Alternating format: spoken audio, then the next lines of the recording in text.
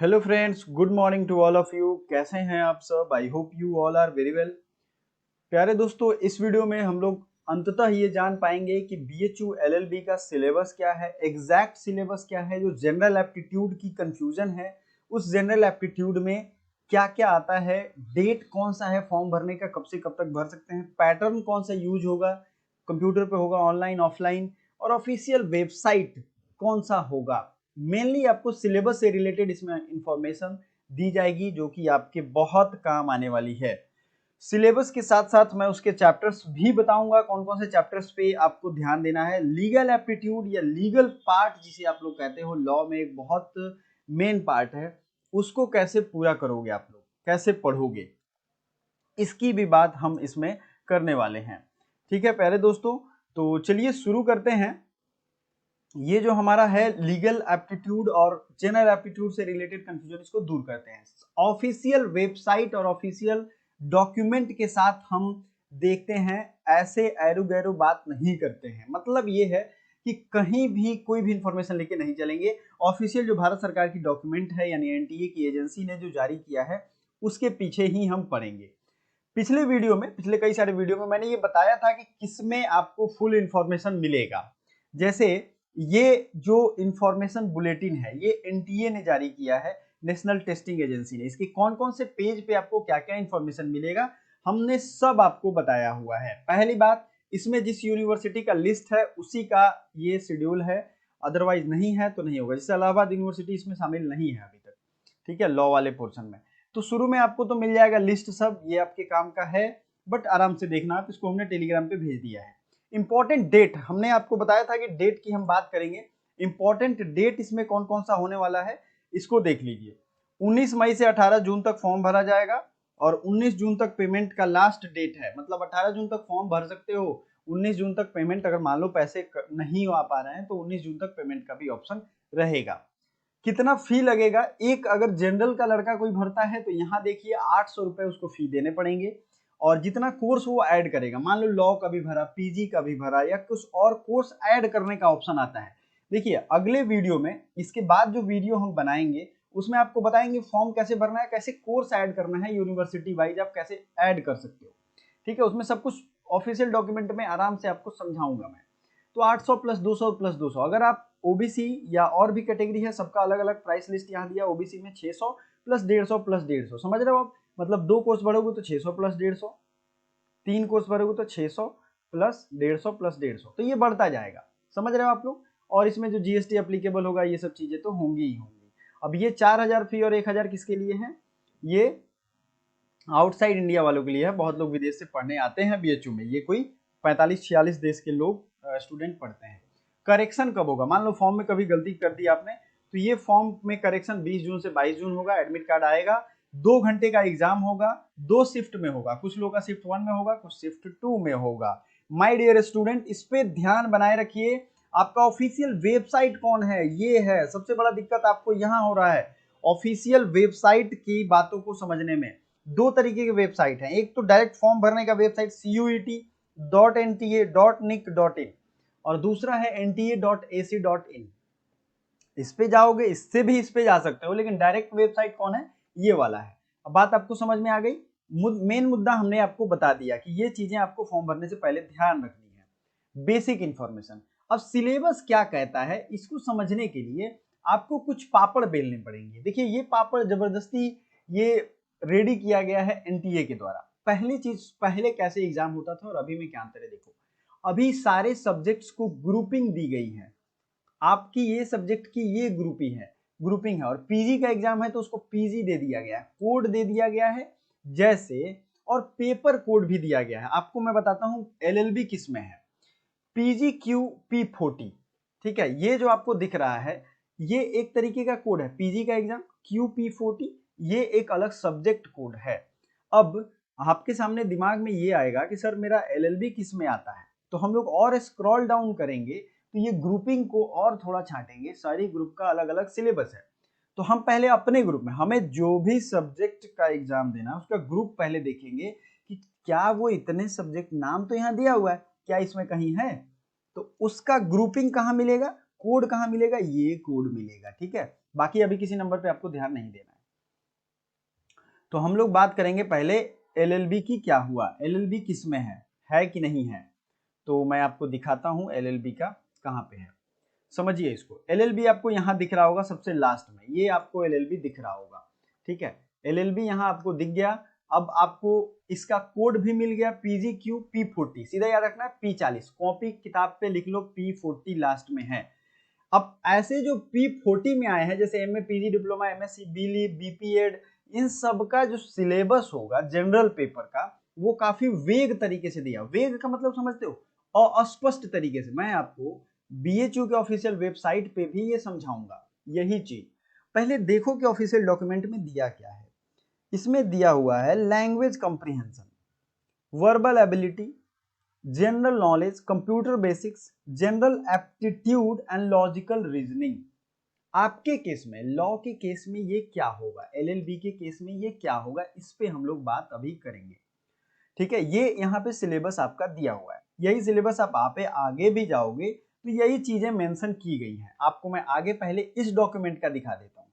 186 187 page पे जब आप जाओगे, येलो कलर में है, क्या किस कलर में है, येलो कलर में, तो आपको सारी चीजें क्लियर हो जाएंगी। बनारस हिंदू यूनिवर्सिटी का कॉलम भी आएगा और आपको ये जो डाउट आ रहा है ये भी दूर है। बहुत बड़ा ये डॉक्यूमेंट है प्यारे दोस्तों, इतना बड़ा डॉक्यूमेंट है कि अगर आप मतलब पढ़ोगे तो यही 1 साल लग जाएगा पढ़ने में। सिलेबस में गोता लगाना पड़ रहा है सबके लिए, मैं बता रहा हूँ, सिलेबस में गोता लगा के ढूंढना पड़ रहा है, ठीक है। तो आप लोगों को ईजी लगता होगा ये काम, ये बहुत मुश्किल काम है यार, बहुत परेशानी हो रही है। तो प्लीज वीडियो को लाइक करके चैनल को सब्सक्राइब कर देना मेरे भाइयों, क्योंकि सब्सक्राइब कर दोगे तो और भी वीडियो अच्छे अच्छे लेकर के आऊंगा आपके साथ। देखो LLB है PGQ40, अब आपको कोड मिला तो यहाँ कोई ढूंढने में परेशानी नहीं हुआ। सीरियल नंबर वाइज अगर बात करें तो 894 है। LLB honours bachelor of law की डिग्री देगी।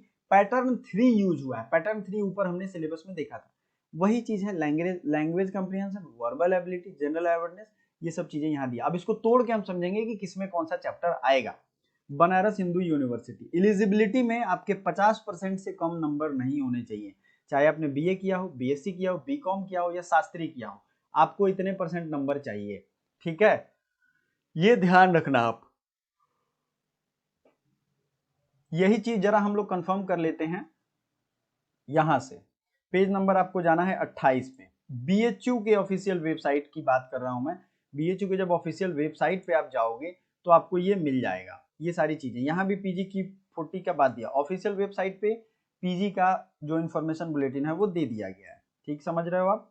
अब यहाँ जब आप बढ़ते जाओगे नीचे तो पहले तो 28 पेज का आ जाना है आपको, तो आपको थोड़ा सा ब्रीफ कर दिया है यहाँ पे, जिससे आपको हेल्प मिल जाएगा थोड़ा, ठीक है। आइए दिखाता हूँ आपको, ये रहा फैकल्टी ऑफ परफॉर्मिंग आर्ट्स के ऊपर स्पेशल कोर्सेज LLM और ये वाला कॉलम, हाँ ठीक है। बहुत रिसर्च करनी पड़ती है मेरे दोस्त, इसलिए कभी कभी कुछ कुछ गलती छूट जाए तो कमेंट करके जरूर याद दिला दीजिएगा।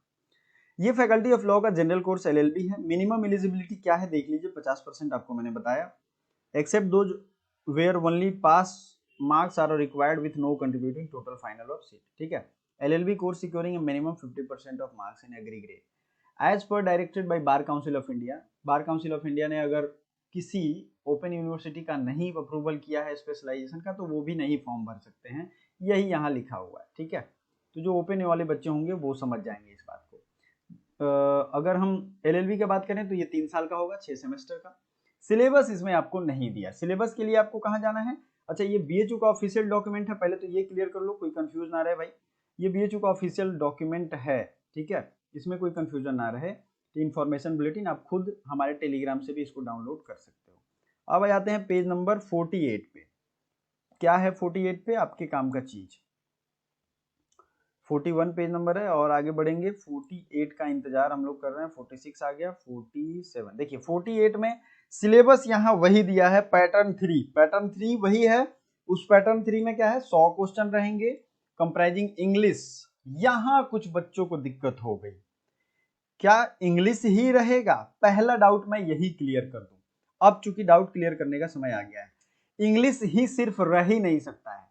आप अभी से पहले भी देखोगे तो जितने भी ये NTA और CUET ने इस तरीके की सिलेबस जारी किया है ना, उसमें क्लैरिफिकेशन जारी करके फिर से उस डॉक्यूमेंट में ऐड ये लोग कर रहे हैं। हमेशा सिलेबस बदल रहे हैं। पहली चीज, सिर्फ इंग्लिश नहीं रहेगा एलएलबी के एग्जाम में, ये लिख के रख लो, हिंदी भी आपके क्वेश्चन में आएगा, भले वो लोग सिलेबस अपडेट ना करें या कोई ऐसा नोटिस ना दें, क्योंकि ये आंदोलन हो जाएगा। ठीक है, तो इसके लिए बेफिक्र रहो, ऐसा होगा ही नहीं। आपको सीयूईटी यूजी में 13 भाषा का ऑप्शन दिया जा रहा है, और ऐसा होगा एलएलबी में कि सिर्फ इंग्लिश दिया जाए, ये नामुमकिन है। भरोसा कर लो, कितना भी चैनल पे सर्च मारोगे, कहीं भी ढूंढोगे, ये हो ही नहीं सकता है, क्योंकि ये आंदोलन हो जाएगा, विवाद हो जाएगा, बहुत ज्यादा मतलब स्टूडेंट उग्र हो जाएंगे। पहली चीज तो हिंदी आएगा। अब आप भरोसा रखो, हिंदी वाले जो हैं, हिंदी की प्लेलिस्ट है उससे तैयारी करो। वैसे प्लेलिस्ट हमारी पॉलिटी, हिस्ट्री और बाकी सब सब्जेक्ट की भी है। ठीक है माय डियर, अब बात करते हैं जनरल नॉलेज। देखो, मैं एक शब्द में बोलूं, जनरल नॉलेज में कौन कौन से चैप्टर आएंगे, सिंपल याद रखो, history, polity, geography, economic, current, और बाकी जो भी आप लूसेंट जैसी किताबों में देखते होगे जो भी चैप्टर, वो पढ़ लेना। वैसे हमारी पेड कोर्सेज चल रही हैं, हम आपको डिटेल बता देते हैं। अभी कंप्यूटर बेसिक्स आपको मिल जाएगा, या मैं पढ़ा भी दूंगा, कमेंट करना कितने जल्दी आपको कोर्स स्टार्ट करना है। General aptitude and logical reasoning. General aptitude का कंफ्यूजन पहले दूर करते हैं। जीके में मैंने आपको बताया क्लियर कट, जो भी आप सब्जेक्ट लूसेंट में देखते होगे, मैं बताने के लिए आपको ये वीडियो 1 घंटे का बना दूंगा, ये सब्जेक्ट पढ़ना है, ये पढ़ना है। अगर आपको डिटेल और भी चाहिए तो एक बुक लिस्ट में बताऊंगा, जिसमें कौन कौन सी किताबें आप पढ़ के फ्री में क्रैक कर सकते हो, अगली वीडियो में कमेंट करना बता दूंगा, तुरंत लेकर के आऊंगा। ठीक है, तो जनरल नॉलेज और कंप्यूटर बेसिक्स ये आपको मैंने बता दिया। जनरल एप्टीट्यूड होता क्या है? अब जनरल एप्टीट्यूड, पहले तो नाम इसे क्यों दिया गया, इतना वेग सिलेबस क्यों दिया जा रहा है, क्यों परेशान किया जा रहा है बच्चों को, तो इस पे हम लोग बात करेंगे। जनरल एप्टीट्यूड होता क्या है, समझो जरा। कुछ बच्चों ने आई थिंक दिया होगा, हमें लग रहा है कि सब लोग तो ऐसे नहीं होंगे, बट कुछ बच्चे ऐसे होंगे जिन्होंने सीडीएस या फिर कभी ना कभी कोई इंटरव्यू फेस किया होगा, या एसएससी वगैरह का एग्जाम देते होंगे। देखो, जनरल एप्टीट्यूड उन सब एप्टीट्यूड को कहते हैं जो एक जनरल मैन, जनरल आदमी, मैन हो या वीमेन हो, कोई भी हो, जो एक अपना बुद्धि अप्लाई करके सॉल्व कर सकता है किसी तरीके का सॉल्यूशन। वो मैथमेटिकल हो सकता है, लॉजिकल रीजनिंग हो सकता है। ठीक है, लॉजिक को यूज करके जो भी सॉल्व करे उसे कहते हैं जनरल एप्टीट्यूड, मतलब साधारण योग्यता। उतनी साधारण योग्यता सब में होनी चाहिए। बात समझिए आप लोग, क्या यहाँ डिमांड किया जा रहा है। तो जनरल एप्टीट्यूड में अगर हम बात करें कि जनरल एप्टीट्यूड में अगर हमें क्या पढ़ना होगा, सबसे पहले मैथमेटिकल कैलकुलेशन वाले जितने भी क्वेश्चन है, जैसे नंबर सिस्टम, ये चैप्टर आप याद रखो, नंबर सिस्टम आप पढ़ सकते हो।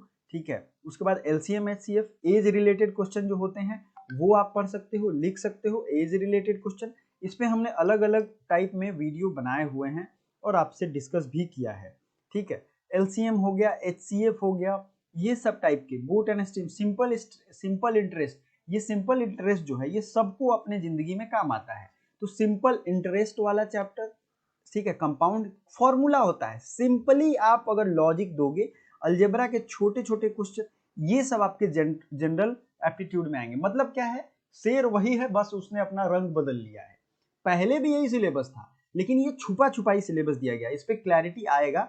टाइम एंड वर्क का कुछ क्वेश्चन आ सकता है, तो ये सब चीजें इसमें आएंगी। नंबर सिस्टम पे ज्यादा फोकस रखना, एवरेज पे फोकस रखना, ये सब चैप्टर जनरल एप्टीट्यूड में आएगा। अब देखो, जनरल एप्टीट्यूड वाले बच्चों का कंफ्यूजन दूर हुआ। अब कुछ के दिमाग में आएगा लॉजिकल रीजनिंग क्या होता है, तो ये वही रीजनिंग है जिसे आप समझ रहे हो। मैथ दे दिया इन्होंने, अलग रूप में जनरल एप्टीट्यूड में बता दिया, अब मैथ और रीजनिंग दोनों भी साथ में इन्होंने रख दिया। लॉजिकल रीजनिंग का क्या मतलब, तो वैसे रीजनिंग जिसे लॉजिक के बेस पे सॉल्व किया जा सके। हमारी पेड कोर्सेज चल रही हैं, हम आपको दिखा देते हैं थोड़ा, आप अगर इंटरेस्टेड हो तो ज्वाइन कर सकते हो, और काफी बेहतरीन आपको यहाँ माहौल मिल जाएगा। आप अनम्यूट करके सवाल पूछ सकते हो अगर आपको कोर्स में कुछ भी समझ में ना आ रहा हो तो।